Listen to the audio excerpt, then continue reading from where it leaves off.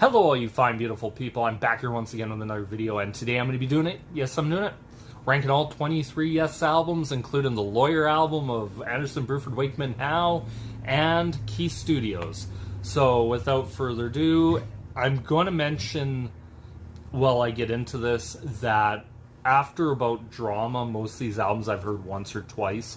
So if where I rank them isn't where you'd rank them, don't worry. I'm probably going to be redoing this in about a couple of years just to see how much my rankings on this would change. Also with this, I will say right off the bat, I don't think Yes has done an absolutely abhorrent album, at least in my opinion. I think all of them are really strong quality for the most part. I think the only thing that really you could say is some albums get a little bit on the boring side, but that's just my opinion. But anyway, let's start it off with number 23 for me is Close Your Eyes. Released in 1997. Right off the bat, there's one thing I could say about this: the album's too long. And the hidden track of The Solution, The Source, didn't work for me. It really didn't. That 2 minutes of silence, and then it's like a song that feels like it had potential, but it felt like it just plodded along, and every time you're like, ooh, this is getting good, it go back to the boring, repetitive part. I could kind of see where they're going. Songs off this album I like are Universal Gardens and From the Balcony. They have a nice little feel to them, but I do agree that this is an album that probably should have spent a little bit more time in the kitchen and had a little bit cut off of it.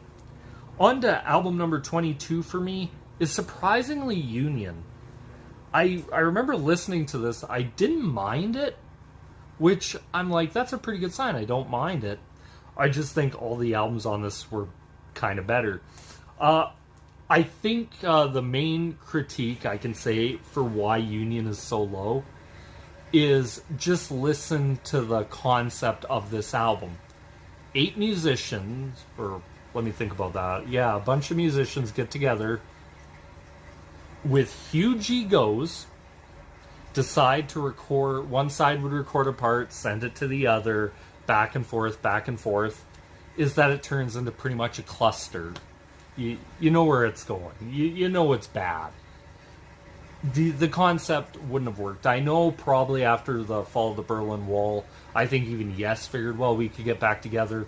In my opinion, I would have loved to have seen a second Anderson, Bruford, Wakeman, Howe album and another Yes album, and then they try this. I think it kind of fell in a very weird spot for this. I think Key Studios is really what this should have been.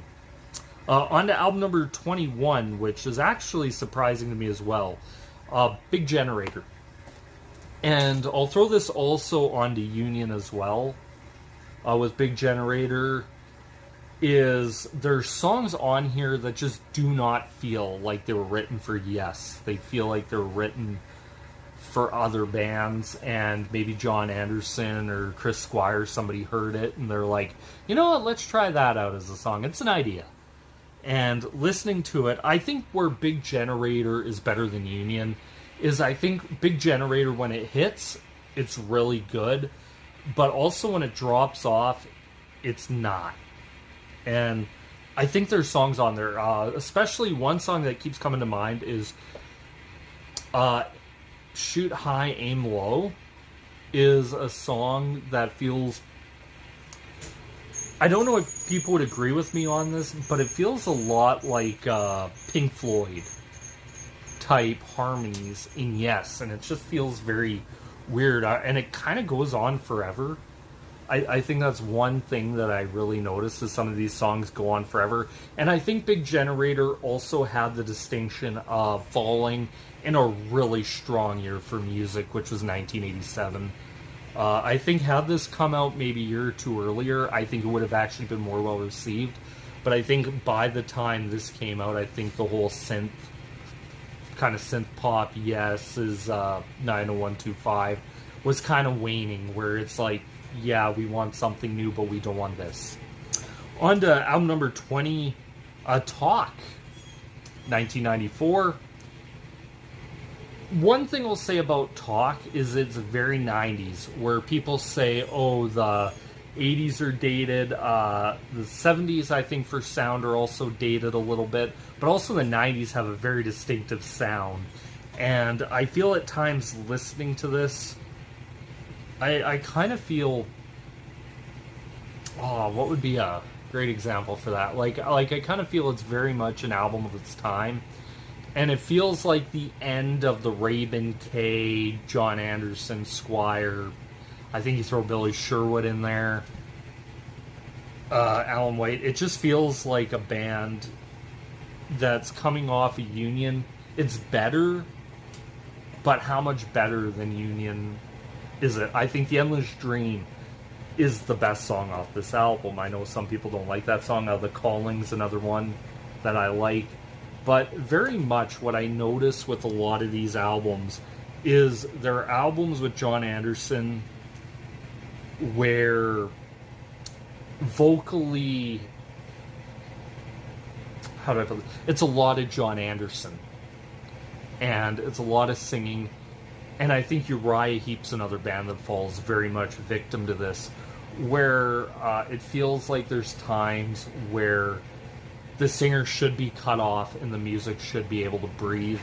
And I feel like it's very heavily vocally dominated. I love John Anderson as a vocalist, I really do. But listening to these one after another, that's where I get that run of, yeah, it's a lot of John Anderson. And this is actually Big Generator. These are all in a row. I just noticed that. Open Your Eyes is the last one. Union second, Big Generator was the first, and Talk continues that whole trend of just being album number 19 for me is The Quest. Now, The Quest, I really like the opening track, The Ice Bridge. I really do.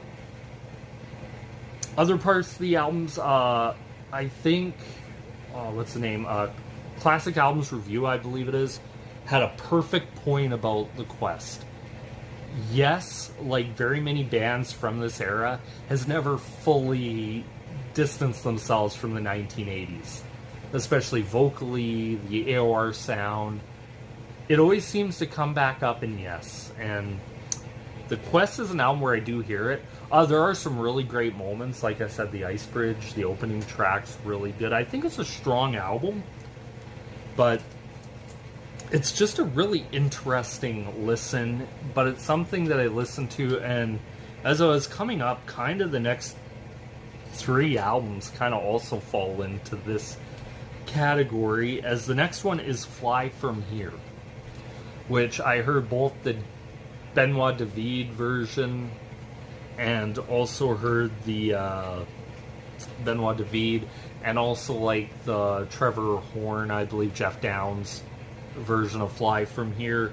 And then I also went and listened to, Turn the Page, which I believe is Oliver Wakeman's contributions to the album that were left off the album, which was weird. It's a really, really weird 3-album thing where it's like, listening to it, I'm like, wow. Which, listening to it, I really enjoyed actually the Oliver Wakeman portion, but because it's not on the studio album, I didn't necessarily include it. It's a good album. I really do like the big suite, the Fly From Here suite, that's on Return Trip and everything. And then you got the one from the original album. I think they're both strong tracks. Afterwards, it gets kind of back into that weakish material, but there's still some really interesting things going on here. It's a really good, I think it's a good album. None of these albums are really terrible, at least in my opinion. They're at least listenable, where you can listen, you can hear sections where you're like, you know what, that's really interesting, and then you're like, I wish they'd just expand on that a little more for a little bit. And that's what that is. Album number 17, Heaven and Earth. Now, I know a lot of Yes fans consider this their worst album. I'm not going to go that far. because there is instances on this album where I like it, and where I like it is a lot more of the shorter song lengths. Subway Walls is fantastic. Like, I love that last song on the album, Subway Walls. Also, you get some really interesting melodies, vocal harmonies, a lot of other different things going on the album. And it's amazing. It has some really strong moments. I think when the moments are strong, they're really strong. I also think, though, when they falter, they're really bad. And I can see why people don't like it. Maybe I'm just too forgiving as a music listener. And listening to it afterwards, I'm like, Fly From Here, Heaven and Earth. I quite personally prefer Heaven and Earth as a full album compared to Fly From Here, where maybe I like one song more, but the rest of the album kind of like, eh. But I'm one of the few. I don't think it's their worst or their weakest material compared to some of these other albums. To me, it's good. Album number 16 for me is the debut, which is their debut album. Songs off of here, I like Sweetness. Sweetness is an absolutely beautiful track. You have this mixture of John Anderson, Peter Banks, Tony Kaye, Chris Squire, Bill Bruford. You can tell there's something there on that first record, and it's really amazing to listen to. Some might say it's kind of an album of its time, which I would agree. It's kind of a bit more psych than it is, let's say, progressive rock. But as a debut album, I think it's absolutely strong. Like I said, Sweetness is my favorite. Some of the other songs off the album are really good as well. On to album number 15... 90125. Now, I know some might think I'm a little bit harsh putting it this low on the list, but I think it's a good record. I really do. I think it's... Some might say it's a bit stronger than some of the ones that rank above it, but I think it's a good album. Owner of a Lonely Heart, Changes, two fantastically well-written songs. I do agree with people. I feel kind of sad for Trevor Rabin, because I know he never did sign up to be in Yes. He kind of signed up to be in Cinema with Chris Squire, and it kind of turned into a Yes album.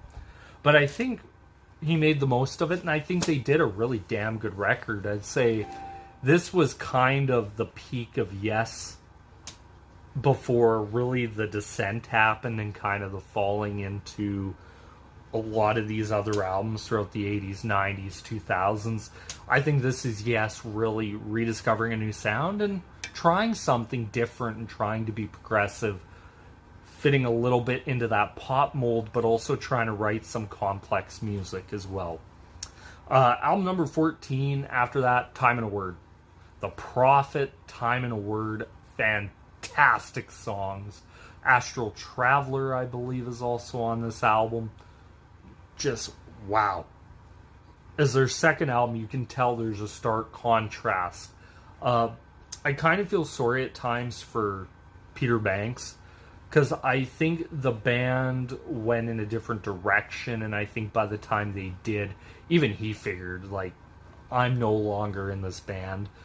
Steve Howe came on pretty much near the end of it, and as everyone would say, the rest is history, but it's a really well...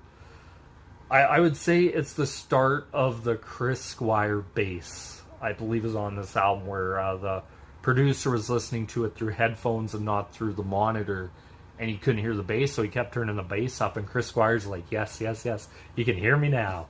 But it really is a good record to listen to. Kind of that feeling out of that late 60s, early 70s, moving out of psych, more into progressive rock area. I think they did a really good job on this record.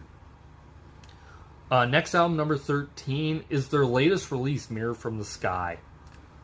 I love this record, and I just started writing down albums where I thought they landed for me, and I was shocked that Mirror to the Sky was this high, but then I went back and listened to it, and I'm like, yes, that's where I want to put it, because I think it is a very strong, well-done album. This is probably Yes's best record since probably, I dare say, Key Studio or Magnification in that area, because it's really damn good. It has some really great moments, great bass lines, great keyboard playing, also some really nice vocals. The guitar playing, Steve Howe is a great guitar player. For all you can say about some of these albums, Steve Howe isn't a problem on them.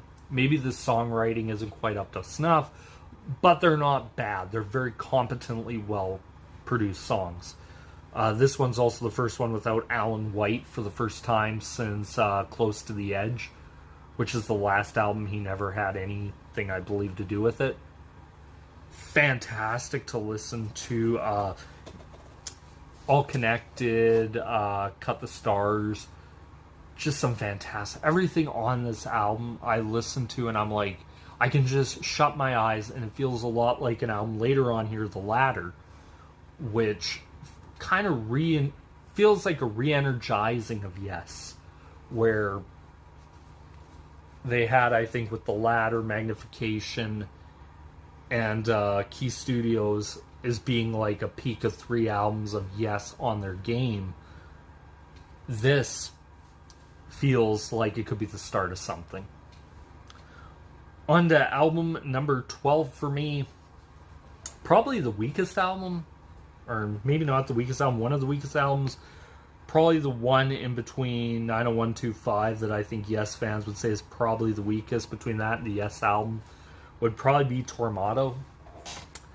Now, I really enjoy On the Silent Wings of Freedom. I love some of the other songs. Arriving UFO, Don't Kill the Whale, Rejoice. Oh, what's the name of that? The opening track, Rejoice. Really good. It's a fantastic album. I think some of the criticism it gets, it's not necessarily deserved. I remember going back and listening to this and being like, you know what, this is actually really good. Like, there's nothing on here I'd absolutely say is horrible. I think it's a really interesting album. Money Money is just a weird track. I think they tried stuff on Tormato that was interesting, and you're kind of like, wait a minute, is this Yes? But it's not terrible as it's not Yes. It's good. It has some really great stuff. Like I said, On the Silent Wings of Freedom, if you haven't heard it, listen to it. Onton, album number 11. Now, I'm shocked that it was this high. Quite honestly. I just started writing out where I thought every album was. I'm like, is this album better than this? Is this album better than this? And for me, it's the Lawyer album. Anderson, Bruford, Wakeman, Howe. The Law Firm album from Yes.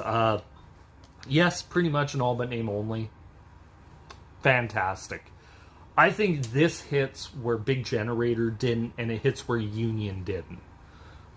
It kind of felt like, like I did a few reactions to some of the Yes songs off of this tour, the Anderson, Bruford, Wakeman, Howard, they're playing Yes, and you can tell Bill Bruford looks happy in this. John Anderson's happy. Really excited to be playing this. Steve Howe is probably the most happiest guy in the world that he came back to do this. Because you kind of look at where his career is headed. He was in Asia for a bit. He left, tried to do pretty much his called guitar with Steve Hackett. That didn't quite pan out.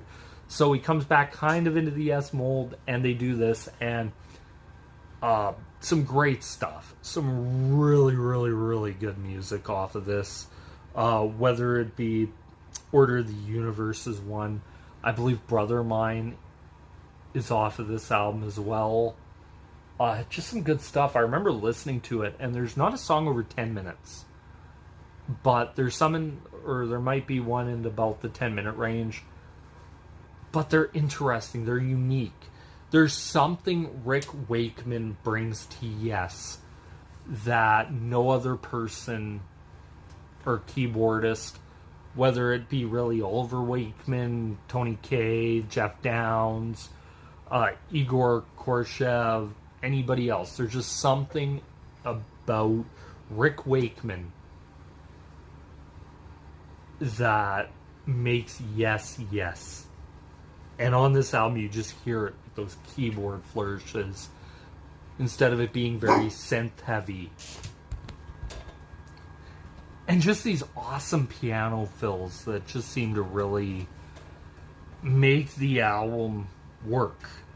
And Steve Howe, like I said, feels re-energized on this. John Anderson. It's nice to hear Bill Birdford, and yes, I know some people get very uppity about his electronic drum kit. To me, I don't care. Quite honestly, it's Bill Birdford. Who's going to tell him what to do? On to the next album, number 10, The Ladder. The only album to feature keyboardist Igor Koreshev due to his legal troubles and his whole situation that if you want to know about it, you can look it up. I think The Ladder is a great album. I remember hearing people talk about saying that this is the first album in a long time that they actually recorded together. And Bruce Fairbairn, the producer, wanted to bring them back into the studio together, make them Yes. And I think this is a fantastic record to listen to start to finish. Homeworld, the opening track, sets it up in a great way. John Anderson, even John Anderson feels re-energized on this. The rest of the band seem to also feel energized. Like, I know it's not Wakeman, but it's probably the best thing they could have got to Wakeman. It just works for some reason for me.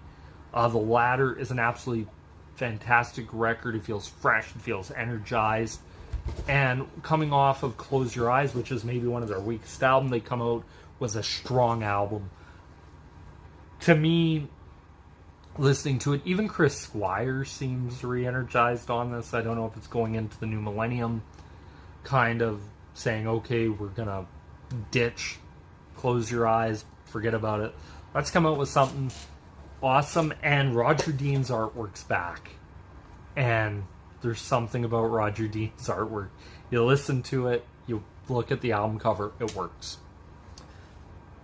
On to album number 9, Drama. 1980, or as I like to call it, Yes meets the Buggles. It works. I hate to say it, or don't hate to say it, it works. Coming off of Tormato, this was a good idea. Some might not agree with that. I think it was. I think it kind of gave Yes a fresh outlook on stuff. And I know John Anderson's not there. Rick Wakeman's not there. But I think Trevor Horn and Jeff Downs do an absolutely great job on this album. Machine Messiah, Tempest Fugit, Turn the Lens, I believe it's called, is also on this. Just some really interesting songs. Like, you're listening to them and you're like, wow, that's actually really good. It also brings something that I think, Yes, I know at times they had, but I don't think they really utilized, was a heaviness. That this feels like a little bit more of a heavier album, especially with songs like Machine Messiah. Tempest Fugit's amazing. Yeah, Turn the Lens, but it also had a little bit of that poppiness to it. But it didn't go too far overboard with it. On to album number 8 for me. Yes, album number 8 is Magnification. Fantastic. Yes, with a symphony. Igor, after his legal troubles, they said, you know what, we're not bringing in a keyboard player, we're bringing in a symphony. And I think this is an interesting concept that I wish they would have kept. Especially after Wakeman left, would have been like, you know what, this is kind of a interesting concept to go back to more and more and more and more. Which, like I said, I'm just shocked they didn't do. Magnification, the title track, is absolutely beautiful. There's some beautiful tracks. This is John Anderson's last Yes album. And he went out with a bang. I think if John Anderson never plays with Yes again, you can say Magnification is good enough.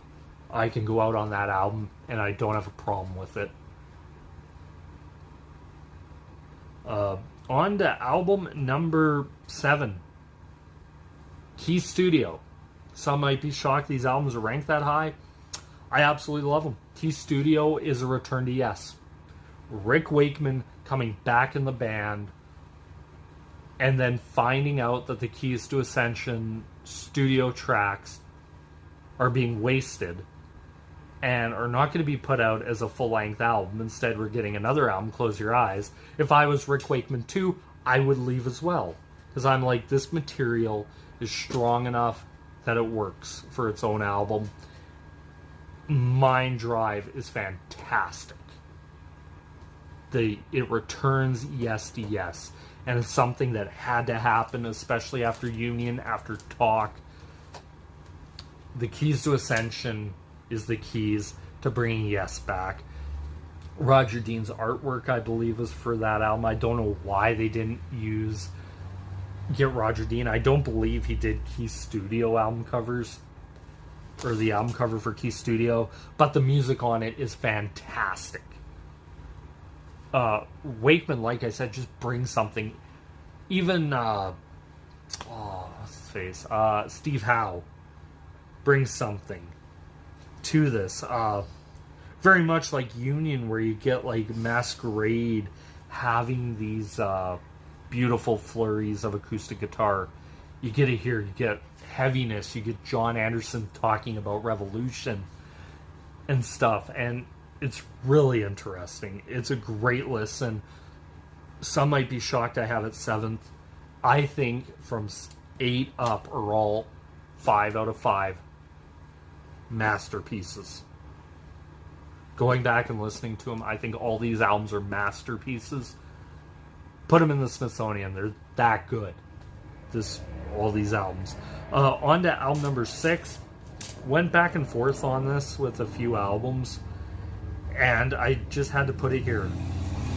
Relayer is one of the most interesting, beautiful albums. Some might say, why is it this low? Songs like Gates of Delirium, especially the Soon section of Gates of Delirium, is absolutely beautiful. The second and third song are quite as good as well. Just depending on the day, this is where I felt like putting Relayer. Fantastic. If you had it in your top 3, I wouldn't blame you. It's a fantastic record. On to album number 5, the Yes album. Great record. Just great record. Long Distance Run Around, Starship Trooper. I still say to this day, Starship Trooper is one of the top 3 songs for me from Yes. That plodding, just jam out with Steve Howe, Chris Squire, going up and just building, and kind of building into this climax where you're like, oh my god, I can't wait, is this it, and then bam, as soon as Steve Howe breaks into that guitar solo, it just works. It's a fantastic song, one of Yes's greatest songs they ever put on record. Amazing, great way to end Tony Kaye's time with the band with a great hit. It's just fantastic to listen to. More and more I listen to that song, like that's one song I put on every day and say I have to listen to it multiple times. On to the next album. Album number 4. Probably going to shock some people. Might not. Close to the Edge is my number 4. Close to the Edge, the title track, masterpiece. And You and I, masterpiece. Siberian Khatru is Siberian Khatru. It's a song, I'm going to admit, I'm not a fan of Siberian Khatru as much. I put it number 4 because I feel like this album, the 3 other albums, I just love a lot more. Siberian Khatru to me felt like it was a 4.5 to 5 minute song stretched out to 8. But is it a terrible song? No. Is it listenable? Yes. It's just one of those things where I'm like, it kind of hits that I've seen all good people from the Yes album. kind of has that same, like, okay, get on with it. Like, I really love the first two. I'll definitely listen to the first two tracks all the time. I'll listen to them multiple times. Quite honestly, if you ask me, I prefer And You and I to Close to the Edge, but that's just me. I'm not like I admit, I'm very new to Yes, but that's just how I feel. On to album number 3, which is probably shocking a lot of people, which is Going for the One. I have to say, masterpiece. Title track, Going for the One. Turn of the Century. Oh, what's the Parallels, Awaken, like Wondrous Stories. There's not a weak song on this album. This is an absolutely fantastic album. Turn of the Century is, to me, one of the most beautiful songs Yes ever did. It's just beautiful. When you ask about probably some of my favorite Yes songs from Yes, Turn of the Century always gets mentioned. Awaken, to me, is the best song Yes ever put on record. Where I said Starship Trooper top 3, Awaken is Yes's masterpiece. Some might say Close to the Edge. Yeah, you can have your Close to the Edge. To me, it's Awaken. Just, wow. It's a band firing on all cylinders. It is. I know I'm probably going to get a lot of hate for saying I think Awaken is better than Close to the Edge, but it is. To me, at least, it is. It's one of those songs, every time I listen to it, I discover something new. Which goes to album number 2 for me. Tales from Topographic Oceans. Yes, I like it. Not as much as Scott from the Prog Corner likes it, but I love it. Number 2 to me. What can be said about Tales from Topographic Oceans? I know some people do not like this. They don't like the concept.